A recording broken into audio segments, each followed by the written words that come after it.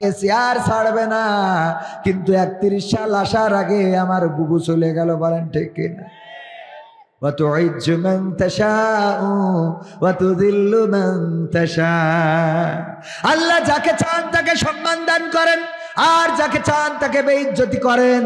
ওগো আমার ভাইরা, যেই লোকগুলো আগে কারাগারে থাকতো, যেই লোকগুলোকে আগে হাতে হ্যান্ডকাপ পরানো হতো, পায়ে ডান্ডা বেড়ি পরানো হতো, যেই লোকগুলো ওপেন ঘুরে বেড়ানো তো দূরের কথা, বাবার জানাজায় পর্যন্ত শরীক হতে পারে নাই, মায়ের কবরের পাশে দাঁড়াতে পারে নাই, এখন সেই লোকগুলো ওপেন ঘুরে বেড়ায়, জনসভা করে, এখন ওপেন কথা বলে, তাদের কথা টেলিভিশনে আসে, নিউজে আসে।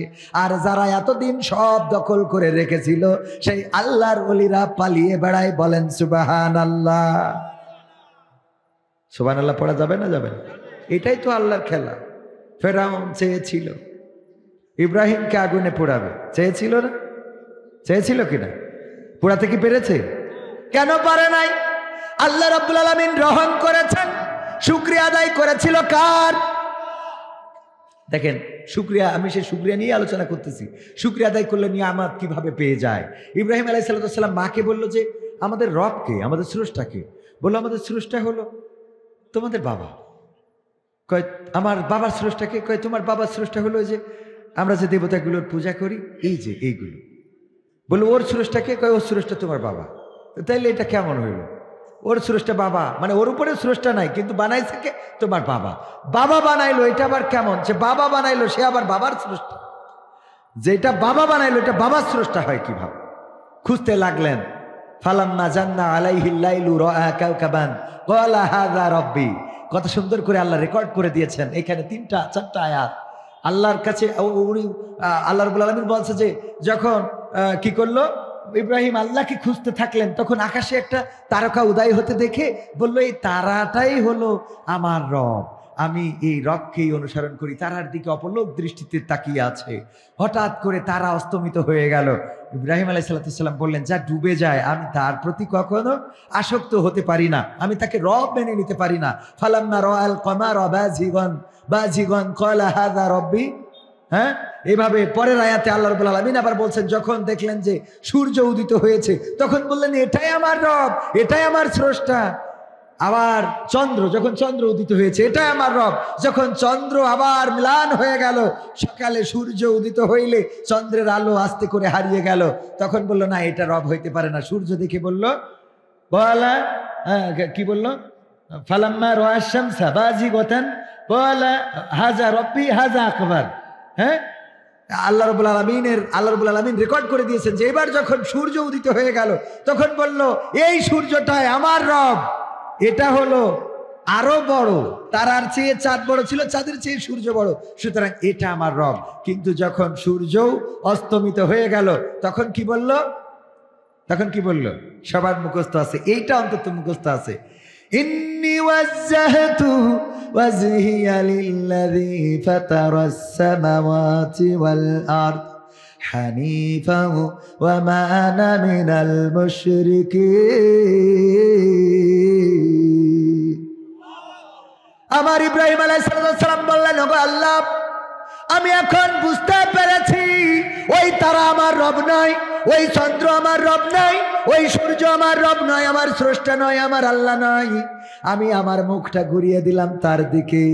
এই আসমান জমিন যিনি সৃষ্টি করেছেন আর এর মধ্যে যা কিছু আছে সব কিছুর স্রষ্টা যিনি, আমি তার দিকে আমার মুখটা করে দিলাম। আমি ঘোষণা করে দিলাম আমি অন্য কোনো মুশরিকদের দলের অন্তর্ভুক্ত নই। সুবহানাল্লাহ বলবেন না? মাথা নত করলেন কার কাছে? কার কাছে? আল্লাহর কাছে মাথা নত করে দিলেন, মুখটা ঘুরিয়ে দিলেন আল্লাহর কাছে। আগে আমরা এইগুলো জায়নামাজের দোয়া হিসাবে পড়তাম, এখন তো এগুলো বেদাতে চলে গেছে।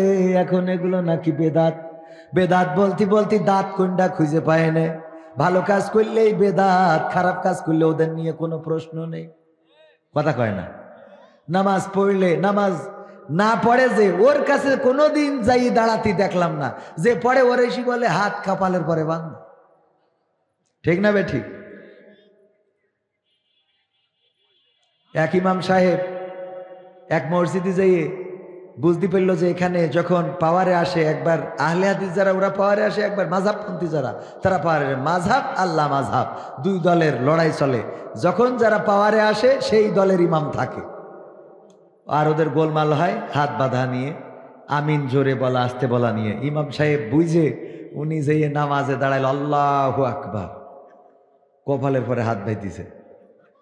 সবাই তো দেখি অবাক যে এতদিন তো তাও ইমাম যা রাখিছি উপর নিচে, বাইর তো নাবির একটু উপরে উঠতো না, একটু নিচে নামতো, আজকে ডাইরেক্ট কপালের পরে উঠাই ফেলাইছে হাত।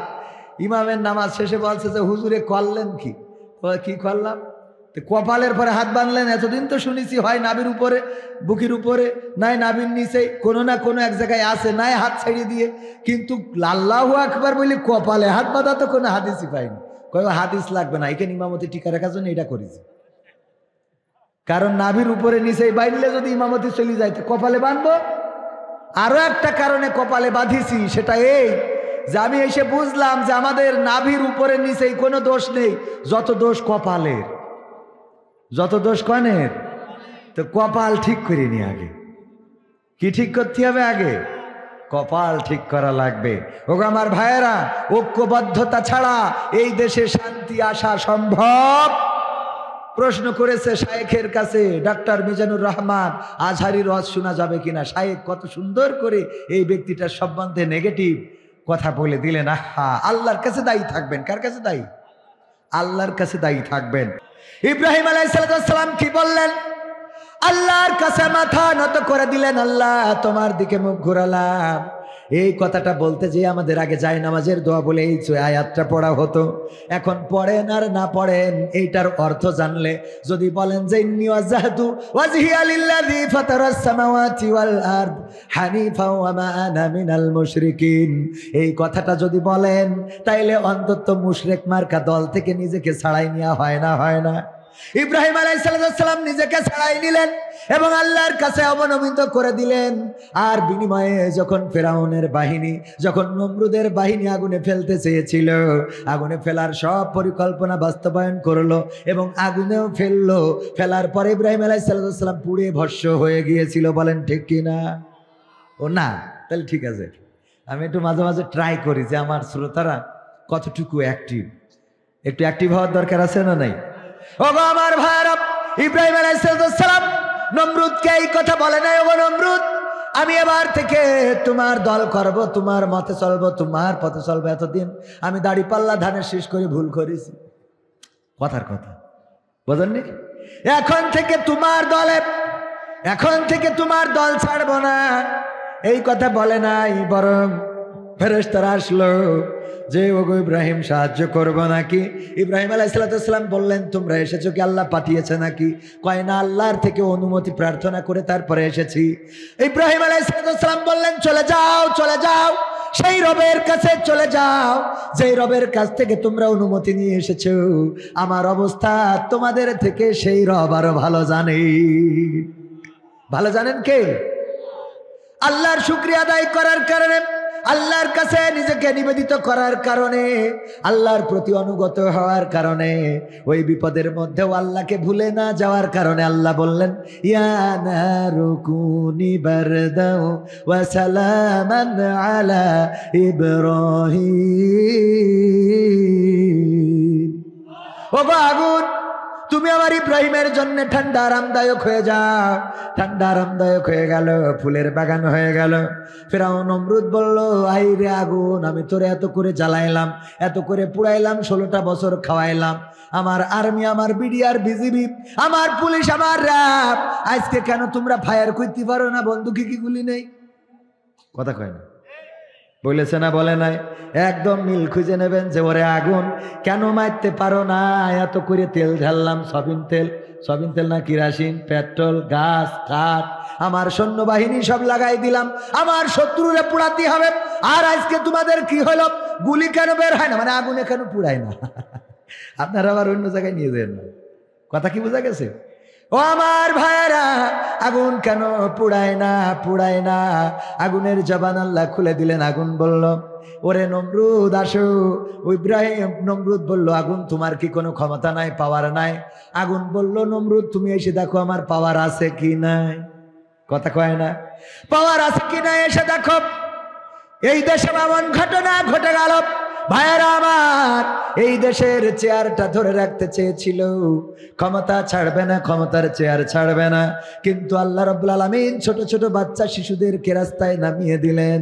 আর ছোট ছোট বাচ্চা শিশুরা তারা বুক পেতে দিয়ে বলল, আমি আবু সাইদ হতে চাই, আমি মুগ্ধ হতে চাই। আর তাদের বুকের উপরে গুলি আর চালানোর মতো বন্দুক কে কাজ করেছে? আর কাজ করে নাই, যতটুকু করেছে ওই জায়গায় স্টপ হয়ে গেল। তারপরে নিজেদের দেশ ছেড়ে চলে যাওয়া লাগলো। আমার ভাইয়েরা, এই জন্য নিবেদিত প্রাণ হতে হবে আল্লাহর কাছে। যদি আল্লাহর কাছে নিবেদিত প্রাণ হতে পারেন, বিপদে পড়লে, মুসিবতে পড়লেও প্রশান্তি আছে না নাই? প্রশান্তি আছে না নাই? আল্লামা সাঈদী কত বছর ছিলেন কারাগারে?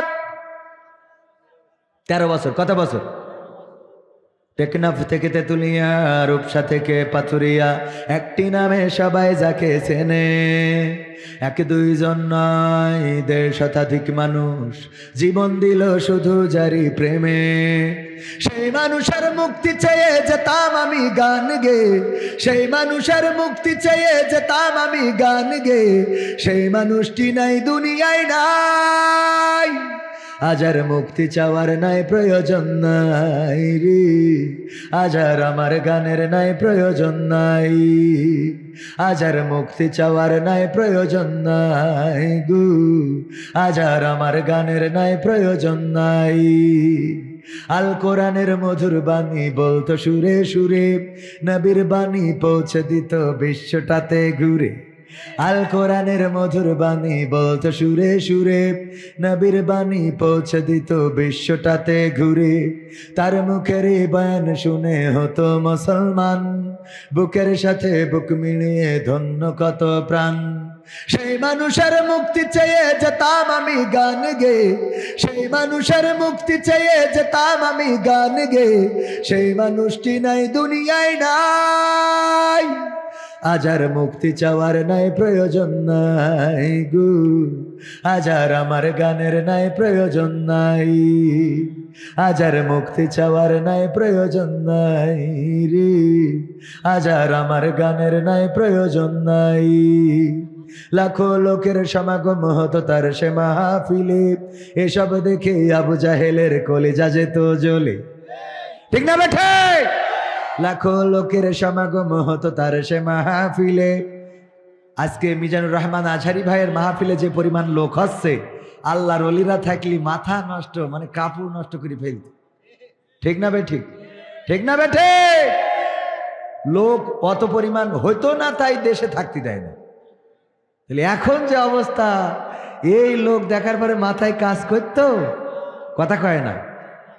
লাখো লোকের সমাগম হতো তার সে মাহফিলে, এসব দেখে আবু জাহেলের কলিজা যেত জ্বলে। সুরে সুরে তার কেটে যেত যে আধার আমানিশা, পথহারারা খুঁজে পেত সঠিক পথের দিশা। সেই মানুষের মুক্তি চেয়ে যেতাম আমি গান গে, সেই মানুষের মুক্তি চেয়ে যেতাম আমি গান গে। সেই মানুষটি নাই দুনিয়ায় নাই, আজ আর মুক্তি চাওয়ার নাই প্রয়োজন নাই রে, আজ আর আমার গানের নাই প্রয়োজন নাই, আজ আর মুক্তি চাওয়ার নাই প্রয়োজন নাই গো, আজ আর আমার গানের নাই প্রয়োজন নাই। এই মানুষটা কত বছর কারাগারে ছিল? 13টা বছর কারাগারে রইলেন। তারপরে জীবনের শেষ দিনটা যেদিন বের করে হাসপাতালে নিয়ে যাচ্ছিলেন, বলেন দেখি 13 বছর কারাগারে থাকার কারণে চেহারায় কোনো মলিনতা ছিল নাকি? চেহারার মধ্যে কোনো দুশ্চিন্তা ছিল নাকি? কোনো রোগগ্রস্ত এমন বোঝা গেছে নাকি? বরং সুস্থ মানুষটাকে কারাগার থেকে বের করে নিয়ে হাসপাতালে ইনজেকশন ফুস করে শহীদ করা হলো। ওগো আমার ভাইয়েরা, অথচ এখন যেসব আল্লাহর ওলিদের ধরা হচ্ছে, ধরার পরে চেহারা দেখে চিনা যায় না। ঠিক না বেঠে? আল্লাহর প্রতি তাদের এতটাই আস্থা ছিল যে বিপদে মুসিবতে ডেকেছেন কাকে? ডেকেছেন আল্লাহকে। আল্লাহ সব জায়গায় আছে না নাই?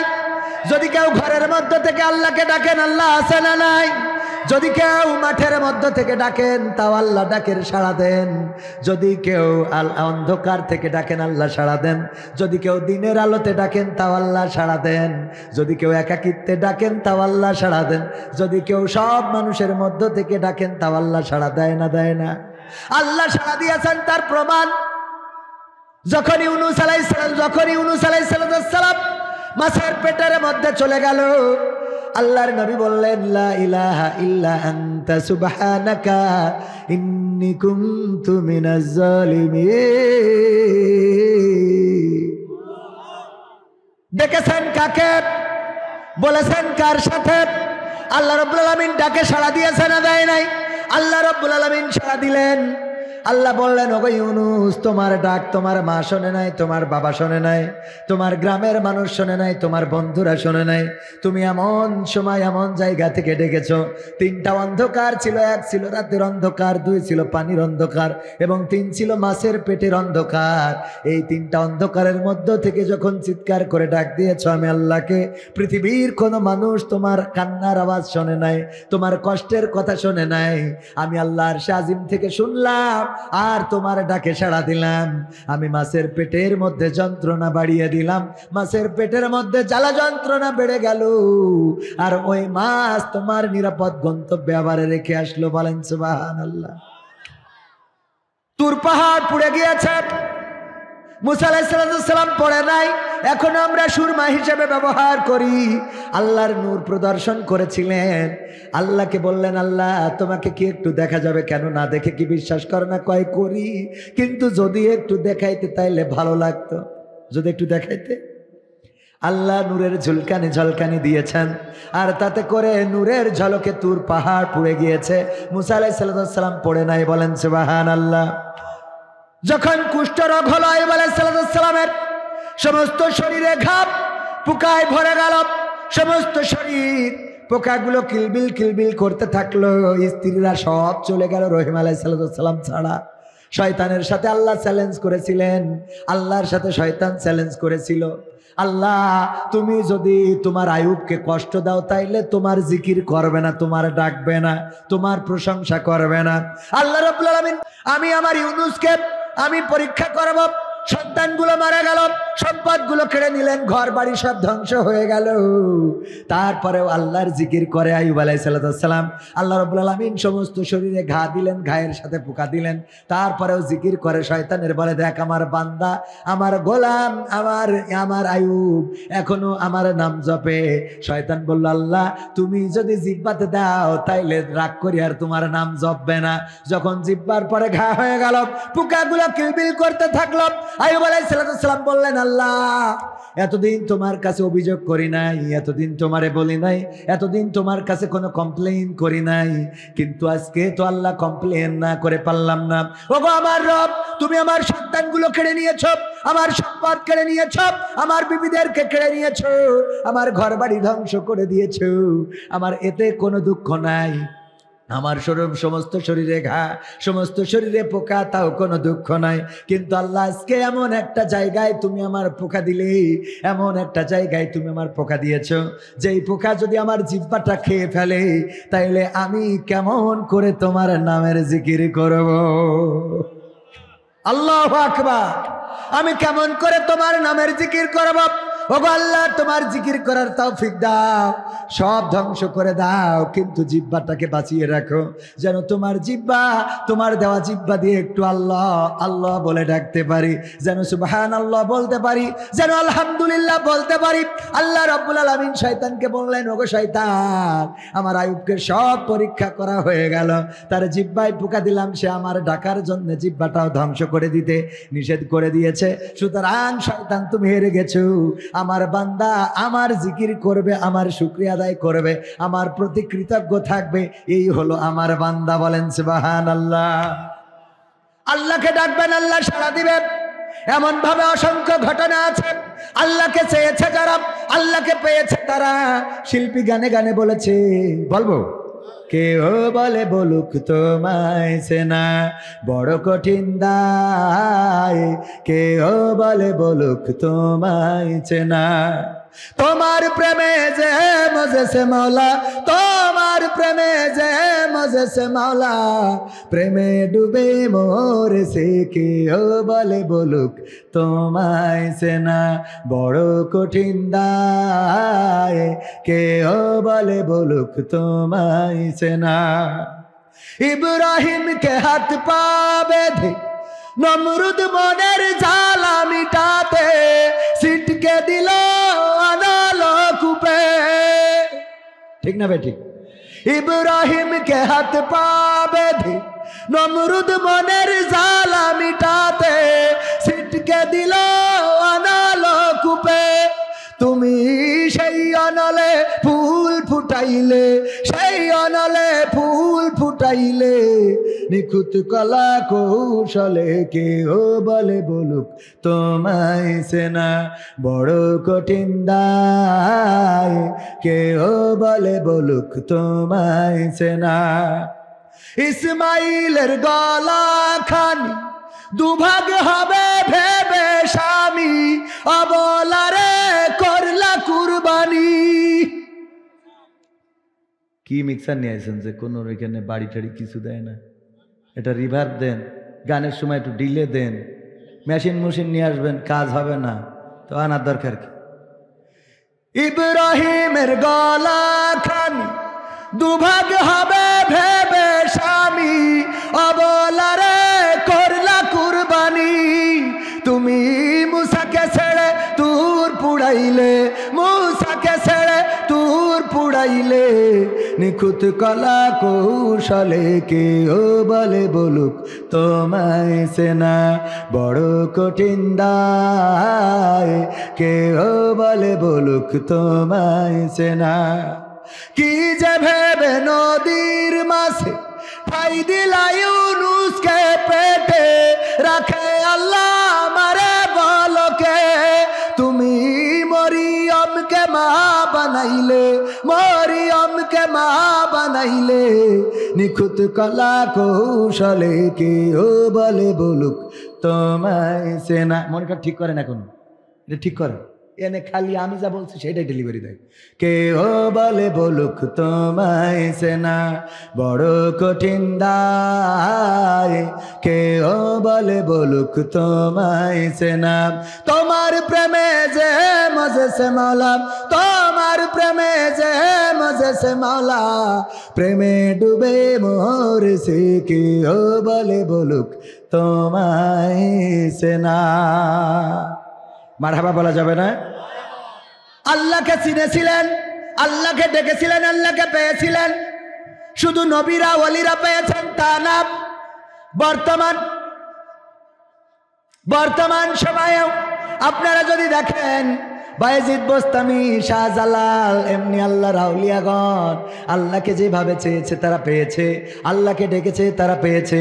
গৌর গোবিন্দ চেয়েছিল হিন্দুরা, হিন্দুরা তারা গরুকে দেবতা মানার কারণে বুরহানুদ্দিনের হাত কেটেছিল আর ছোট্ট বাচ্চা শিশুটাকে হত্যা করেছিল। ওগো আমার ভাইয়েরা, ওই সময় যতগুলো হিন্দু পরিবার ছিল তাদেরকে হত্যা করেছিল। শাহজালাল এসে অল্প কয়েকজন লোক নিয়ে ঢুকেছিল গৌর গোবিন্দের রাজপ্রাসাদে। আর গৌর গোবিন্দ পিছনের দরজা দিয়ে, হেলিকপ্টার তো ছিল না তখনকার সময়ে, যে বাহন ছিল তাতে করে পালাই গেছে। আর বাংলার জমিনে দেখা যায়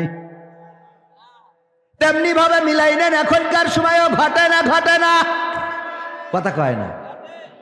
ক্ষমতায় কেউ স্থায়ী হয় না, হোক না সে হাসিনা কি বারে না, সে আরটা চিরকাল থাকে না। ঠিক না বেঠে? ক্ষমতায় কেউ স্থায়ী হয় না, মুজিবুর বেশি দিন থাকেনি, জিয়াউর কেউ তো রাখেনি। মুজিবুর বেশি দিন থাকেনি, জিয়াউর কেউ তো রাখেনি। এরশাদ চলে গেছে পৃথিবী ছেড়ে, এরশাদ চলে গেছে পৃথিবী ছেড়ে, কেউ আজ তার কথা কয় না। ঠিক না বেঠে?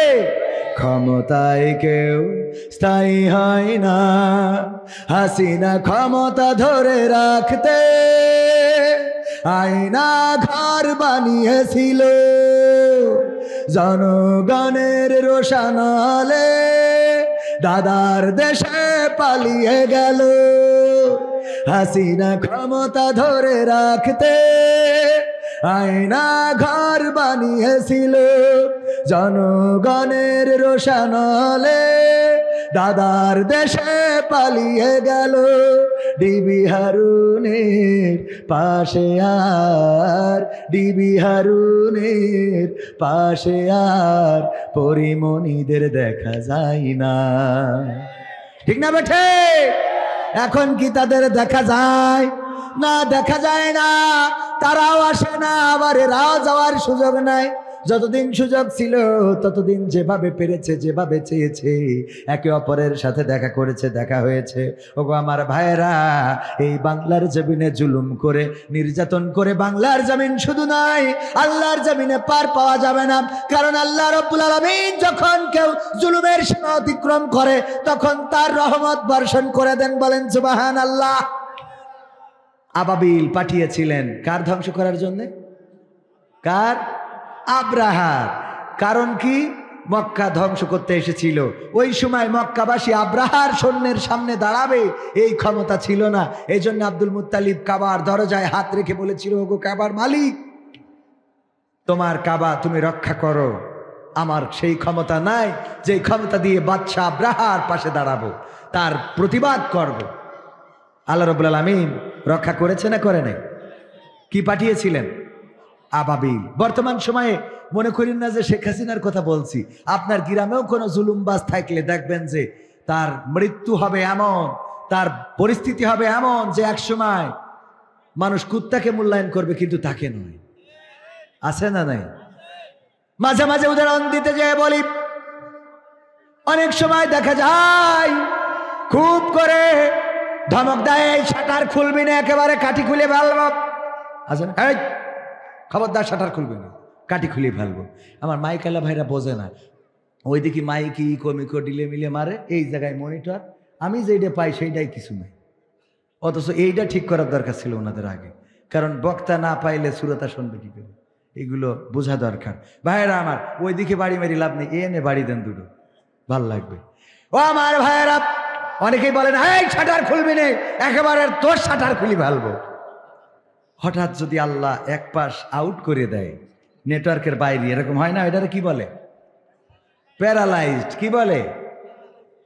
পরের দিন দোকানদার যেয়ে যদি বলে যে ভাই আপনি তো শাটার খুলতে মানা করেছেন, তা আসিছি আপনার কাছে, শাটার কি খুলবো নাকি আপনি আমার শাটার খুলবেন? ওর তো এক পাশ কি হয়েই গেছে। আমার এবার কাজ করছে,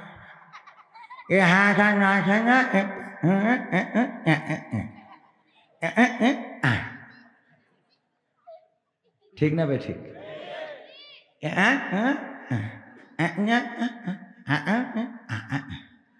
মানে আমি হাতে খাতু পাচ্ছি না, এ পাশ পড়িয়ে শেষ। কথা কি বোঝা গেছে? তাই না সভাপতি সাহেব? একদম ঠেস করে এক সাইড দিলি শেষ। তো এত ক্ষমতার বড়াই দেখায় লাভ আছে?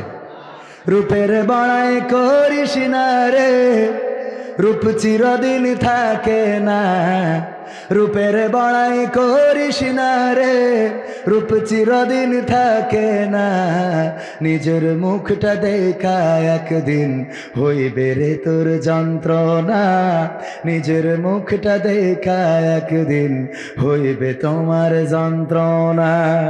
চেহারার বড়াই কইরো না ভাই, রূপ চিরদিন থাকে না। চেহারার বড়াই কইরো না বোন, রূপ চিরদিন থাকে না। নিজের মুখটা দেখা একদিন হইবে রে তোর যন্ত্রণা। নিজের মুখটা দেখা একদিন হইবে রে তোর যন্ত্রণা। সময় হইল বড় শিক্ষক, সব দিবে শিখাইয়া। সুখের জীবন থাকবে না রে, দেখবে না কেউ চাইয়া। সময় হইল বড় শিক্ষক, সব দিবে শিখাইয়া।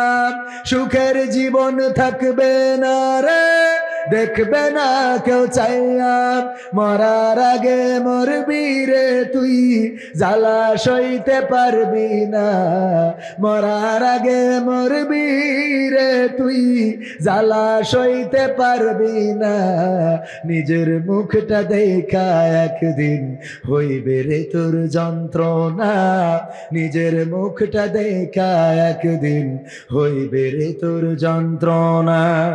কিসের এত বড়াই তোমার মাটির দেহ লইয়া, ময়রা দেখো পোকামাকড় শেষ করবে সব খাইয়া, কিসের এত বড়াই তোমার মাটির দেহ লইয়া, ময়রা দেখো পোকামাকড় শেষ করবে সব খাইয়া, এই দুনিয়া ছাড়তে হবে অহংকার আর কইরো না, এই দুনিয়া ছাড়তে হবে অহংকার আর কইরো না, নিজের মুখটা দেখা একদিন হইবে রে তোর যন্ত্রণা, নিজের মুখটা দেখা একদিন হইবে তোমার যন্ত্রণা।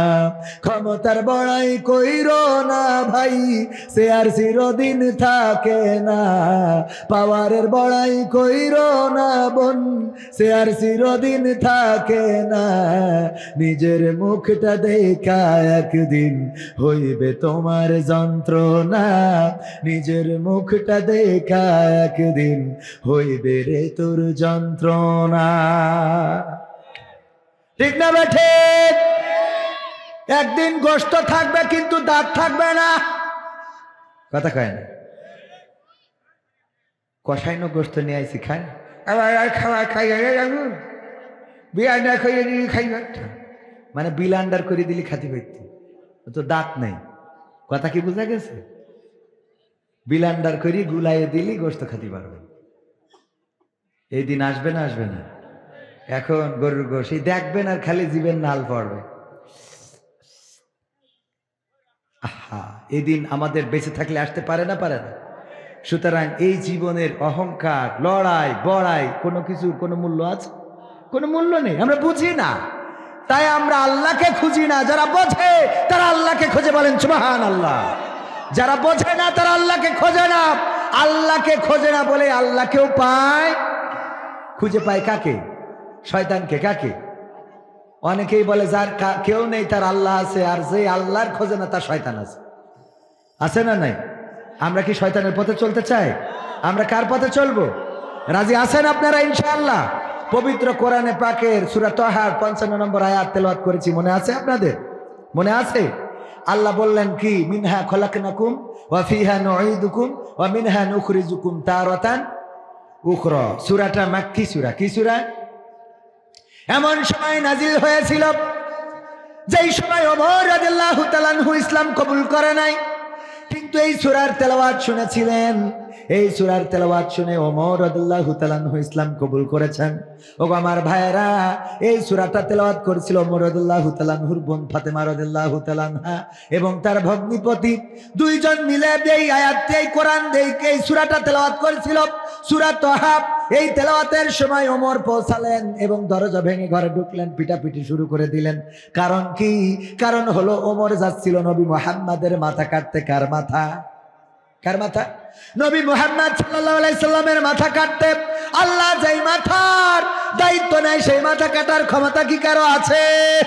আল্লাহ রাব্বুল আলামিন ওই মাথার নিরাপত্তা দিয়েছেন। ওমর রাদিয়াল্লাহু তাআলা আনহু মাথা কাটতে যাচ্ছেন, আল্লাহর নবী তার আগের রাতে দোয়া করেছিলেন, ওগো আল্লাহ, তুমি যদি আবু জাহেলের মতো, আবু লাহাবের মতো কিংবা ওমরের মতো কোনো একজনকে যদি ইসলামের জন্য কবুল করে নিতে, তাইলে ইসলামের মর্যাদা আরো বেড়ে যেত।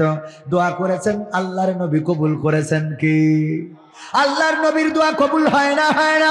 আল্লাহর নবী সাল্লাল্লাহু আলাইহি সাল্লাম ছিলেন মুস্তাজাবুদ দাওয়া, মানে যে দোয়া করতেন সেই দোয়া কবুল হয়ে যেত। আল্লাহর নবী যেটা মন দিয়ে চাইতেন সেটা আল্লাহ পূরণ করে দিতেন।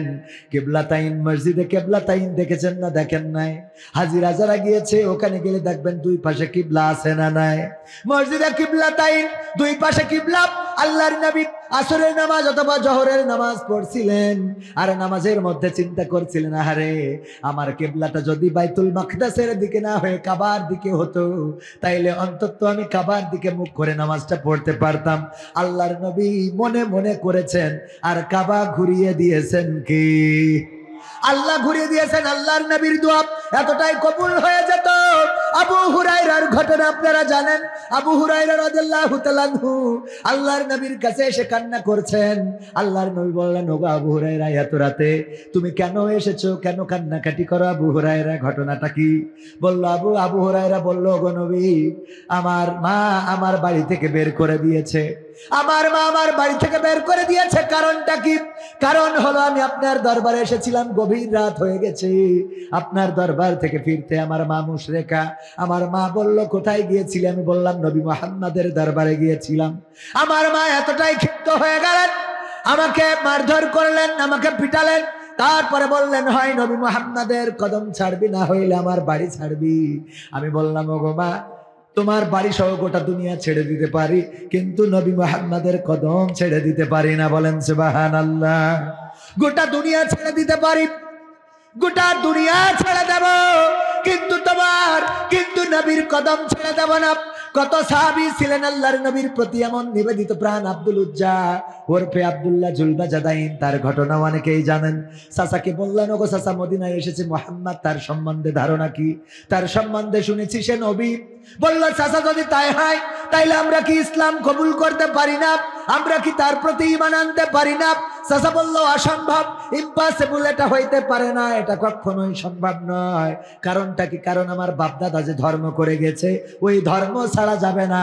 আমার যুবকের আব্দুল উজ্জা ওরফে আব্দুল্লাহ জুলবাজাদাইন, তার জীবনটা একটু পড়ে নিবা। কতটা ভাগ্যবান ছিল এই সাহাবী, যার মৃত্যুর সময় আব্দুল্লাহ ইবনে মাসউদ রাদিয়াল্লাহু তাআলা আনহু বললেন, আরে আজকে যদি আব্দুল্লাহ জুলবাজাদাইনের মৃত্যুটা না হয়ে আমার এই মৃত্যুটা হতো, তাইলে আমার জীবনটা আজকে ধন্য হয়ে যেত। কারণটা কি?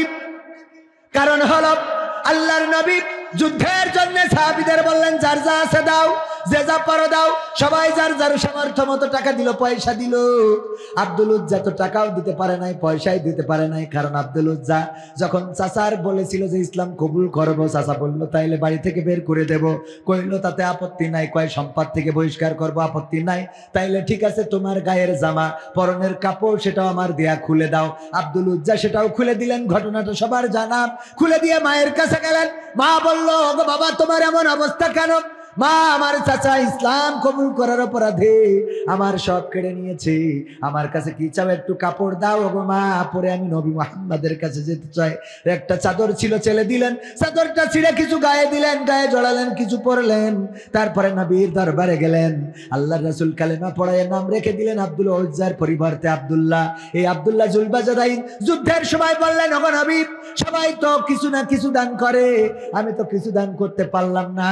ওগো নবী, একটু দোয়া করে দেন, আজকে যেন যুদ্ধের ময়দানে আমি আমার জীবনটা দান করে দিয়ে আসতে পারি। ওগো আমার যুবকেরা, আল্লাহর নবীকে এত ভালোবাসতেন।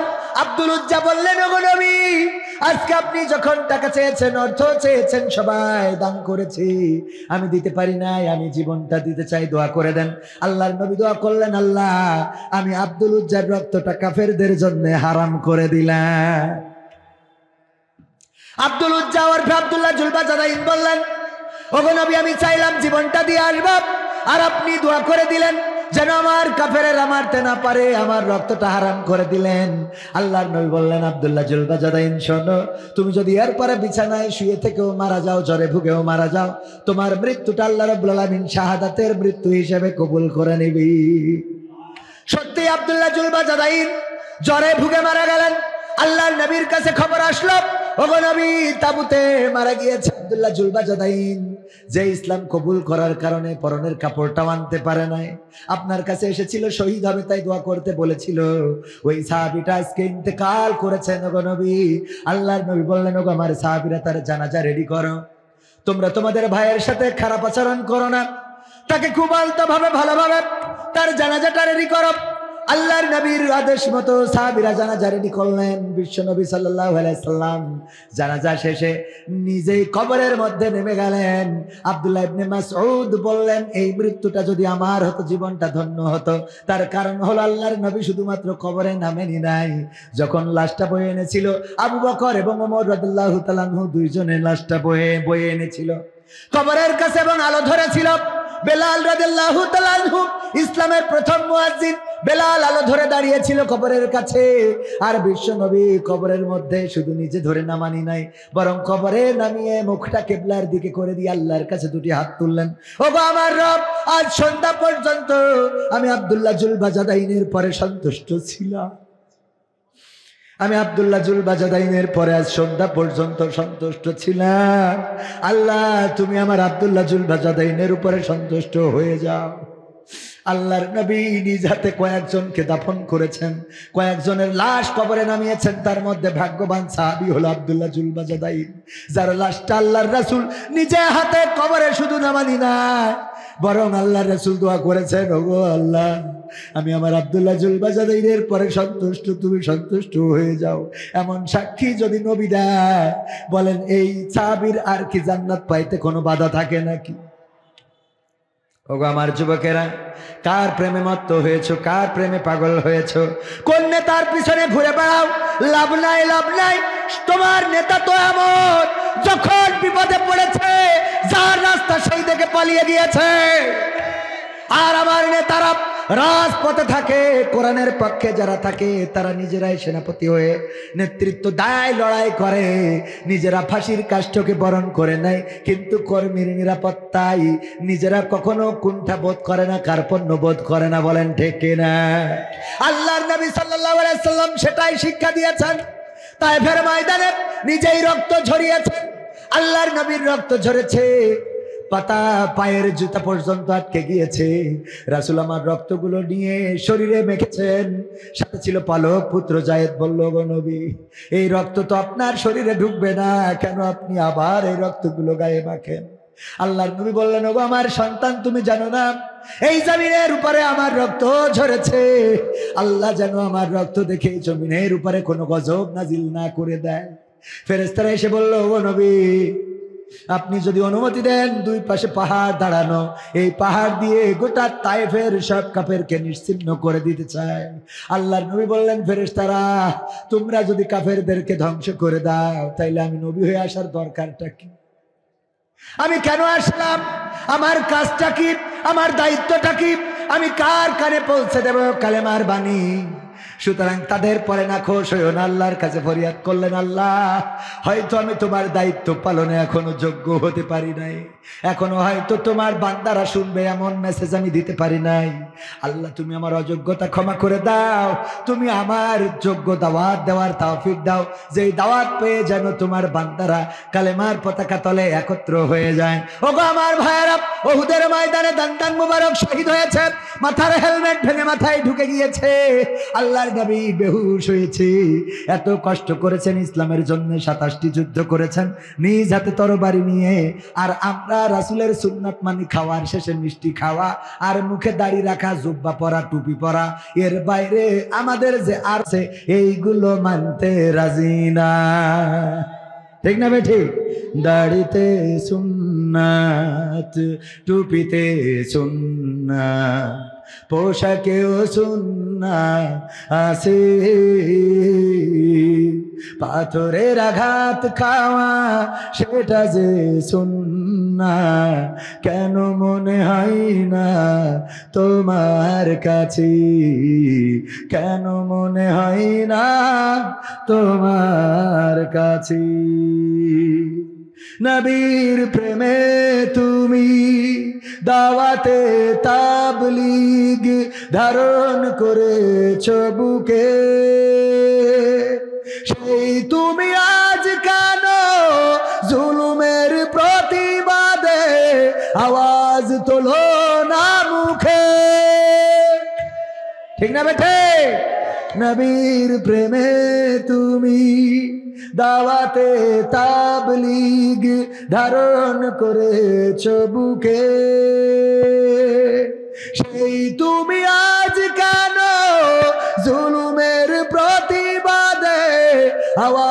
তোলো না মুখে মেসওয়াক করো তুমি রোজ প্রতিদিন, সেখানেও সুন্নাহ আছে। পাথরের আঘাত খাওয়া, মাঝে মাঝে জেলে যাওয়া, সেটা যে সুন্নাহ কেন মনে হয় না তোমার কাছে? কেন মনে হয় না তোমার কাছে? মিলাদুন নবীতে বড় সোচ্চার তুমি নাকি দেখানো লোক? সেই তুমি জানলে না আমার রাসূল ছিলেন সফল রাষ্ট্রনায়ক। বিশ্বাস হলো না আপনাদের? হ্যাঁ, খালি শেখ হাসিনা রাষ্ট্রনায়ক ছিল? Bangabandhu, Biden, Donald Trump? হ্যাঁ, তাহলে যারা ঠিক বলেননি আল্লাহ কি জবান বন্ধ করে দিয়েছে না ইচ্ছা করি বন্ধ রাখিছেন? কোনটা? কথাটা যদি ঠিক হয় তাহলে ঠিক বলেন, যদি বেঠিক হয় তাহলে বেঠিক বলেন। সামনে থাকতে হবে, প্রতিবাদ করতে হবে। হুজুর বললেই সুবহানাল্লাহ বললি, আলহামদুলিল্লাহ বললি চলে যাওয়া যাবে। হুজুর যদি বেঠিক বলে কি বলবেন? হুজুর এটা আপনি বেঠিক বলেছেন। আমি তো বড় হুজুর না, পরের দ্বার বলবেন যেটা আসতেছে। ছোট মানুষ একটু ভুল হতেই পারে, ঠিক না?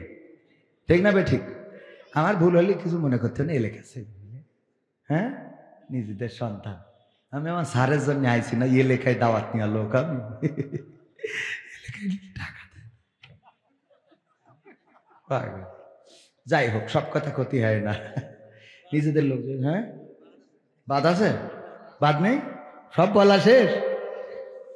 বলছে ওর গুড়ি ইন্দুর ফড়িছে, তা আমি তোমার সাথে বলি কোনো লাভ আছে? আমার বলছে ভাই গুড়ি ইন্দুর ফড়িস, কারোর যেন না বলি। আমি বলবো কে যেন ওর গুড়ি ইন্দুর ফড়িস, তা আমি বলে লাভ ডাকি? হ্যাঁ, যাই হোক ভাইরা আমার, মিলাদুন নবীতে বড় সোচ্চার তুমি নাকি দেখানো লোক? সেই তুমি জানলে না আমার রাসূল ছিলেন সফল রাষ্ট্রনায়ক। ওহুদের ময়দানে দাঁত ভাঙা ঘটনা তোমার কিতাবে কি আছে? পাথরের আঘাত খাওয়া, মাঝে মাঝে রিমান্ডে যাওয়া, সেটা যে সুন্নাহ কেন মনে হয় না তোমার কাছে? কেন মনে হয় না তোমার কাছে? ঠিক না বেঠে? যদি কেউ দাড়ি রাখে কেউ প্রতিবাদ করবে না, দাড়ি রাখা নিয়ে কেউ কমপ্লেইন করবে না। যদি কেউ টুপি পরে তাও কমপ্লেইন করবে না, জুব্বা পাকায় দেয় কমপ্লেইন করবে না। যদি কেউ খাওয়ার শেষে মিষ্টি খায় কিছু বলবে না, মেসওয়াক করে কিছু বলবে না। কিন্তু আমার নবীকে আল্লাহ রাব্বুল আলামিন পাঠালেন আর সূরা সফে বলে দিলেন, হুয়াল্লাযী আরসালা রাসূলাহু বিল হুদা ওয়া দীনিল হক লিইয়ুযহিরাহু আলাদ-দীনি কুল্লিহি ওয়ালাউ কারিহাল মুশরিকুন। আমার আল্লাহর নবীকে আল্লাহ বললেন আমি রাসূলকে পাঠালাম। শুধু নবীকে বলেননি, এই কোরআন কিয়ামত পর্যন্ত থাকবে, আর কিয়ামত পর্যন্ত যারা আসবে তাদেরকে জানিয়ে দিলেন, শুনে নাও গো আমার বান্দারা, আমি রাসূলকে দিনে হক সত্য দিন সহকারে পাঠালাম এবং কি করলাম, হেদায়েত দিয়ে হেদায়েত সহকারে সত্য দিন সহকারে পাঠিয়ে দিলাম, যেন তিনি সব দলের উপরে, সব ধর্মের উপরে, সব মতের উপরে আমি আল্লাহর দিনকে বিজয়ী করে দেখায়। দায়িত্বটা দিয়েছেন কে? আল্লাহর দেওয়া দায়িত্ব। এবার দেখেন এই সমাজে নামাজ পড়তে বলা লোকের অভাব নাই, রোজা রাখতে বলা লোকের অভাব নাই, যাকাত দিতে বলা লোকের অভাব নাই, হজ করতে যাওয়া বলা লোকের অভাব নাই। ভুল করবেন না, আমলি করেন না? কি করে না, মানে কোন দল করে? আমলি করেন তো তাহলে তো 20,000 না, ও দরকার নেই। এমনি আল্লাহ তার দোয়া করতে হবে না, যেন ভালো নিরাপদে থাকে। আপনি যদি মুসিবতটা না করতে পারেন তাহলে কোন দিকে দোয়া করবো? মা মরি গেল না বেঁচে আস, অনেকেই বলে হুজুর মাস জন্য দোয়া, আমি দোয়া করি আল্লাহ কবরে জান্নাতের মা মরিনি এখন, তো মরিনি তো তার বিপদ যদি থাকে তাহলে দোয়া করবেন আল্লাহ যেন নিরাপদে রাখে, কথা কয় না। 20,000 টাকা আল্লাহ আমার ভাইজানের দিয়া তৌফিক দান করেন বলেন আমি। হ্যাঁ, ও অনেকগুলো টাকা দিয়ে দেখেছেন একজন উঠে, হ্যাঁ 10,000 মানে নেবো, নিয়ে ছাড়া উপায়ও নেই, কারণ যেভাবে মাধ্যম দিয়েছে। নারায়ে তাকবীর। সভাপতি সাহেব জিন্দাবাদ জিন্দাবাদ। অনেকেই মনে করে আওয়ামী লীগের সাথে আমার শত্রুতা আছে, মোটেও না, ওরাও আমার ভাই, বিএনপিরাও আমার ভাই, জামাত জাসদ বাসদ হেফাজত আমার ভাই। গতকালকেও আলোচনায় বলেছি, যদি জামাত ইসলাম যদি ক্ষমতায় যায় আর জামাত যদি আল্লাহর কোরআন দিয়ে আইন বিচার ফায়সালা না করে, তাইলে আমাদের কথা ওই জামাত ইসলামের বিরুদ্ধে চলে যাবে, ঠিক না বেঠে? কারণ আপনি চেয়ার পাওয়ার পরে যদি ভুলে যান যে কোরআনের আইন কায়েম করতে হবে, আর যদি মানুষের তৈরি করা সংবিধান দিয়ে দেশ চালান, তাইলে আমরা জামাত ইসলামকেও ছাড়তে রাজি, কথা কয় না, রাজি আছি। আমার আওয়ামী লীগের ভাইয়েরা আমার ভাই, বিএনপি জামাত জাসদ বাসদ হেফাজত সবাই আমার ভাই, সবার জন্য দোয়া। আমার সভাপতি সাহেব 10,000 টাকা করলেন দান, আল্লাহ বাড়িয়ে দাও, সম্মান নিয়ে খায়াত দিয়ে দাও, মনের স্বপ্ন পুরো করে দাও, আপনজনদের কবুল করে নাও। মাহফিলের সভাপতি সাহেব একটু বইলে দিয়ে তারপরে পিসাব ফিরতে যান। ও টাকা চালেই উচ্ছুত না, তা খোঁজে না। আমাদের ওই যে মুরব্বী উনি বলতেছে, একজন উঠে চলে যাচ্ছে, তা ওর বলছে এই ওটছেন খা, তা বলছে একটু পিসাব ফিরতে যাবো, তোমার পিসাব ফিরতে যাবেন, সাথে আছে কি, তা বলছে লাইট আছে সাথে, বলছে লাইট রেখে তারপর যান, পিসাব ফিরে আবার আসবেন। তো দাঁড়াইতে আশেপাশে দাঁড়ান বলতেছি, দাঁড়াইতে আশেপাশে খালি খুঁজ দিয়েছে, বলছে কার খোঁজেন, বলছে আমার ভাতিজা এসেছে, ওর বলবো লাইটটা নিয়ে যাতে। তার মানে ও পিসাব ফিরতে যাবে না চলে যাবে, মানে লাইট রেখে যাইতে হবে বুঝলে, বলছে ভাতিজার খুঁজ দিয়েছি, পালি লাইটটা দিয়ে যাবো যেন বাড়ি নিয়ে আসে। বলেন ওই তো না এরম না হলে আমরা কি এমনি এই জায়গায় ছেলে বিয়ে দিছি?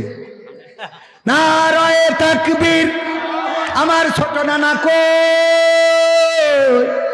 ও নানা রে, আমার নানা কনে গেলো ও রে, একটু সামনে আসেন, দোয়া করে দেবো নাম ধরে, আমার নানির সাথে যেন আল্লাহ ভালো রে।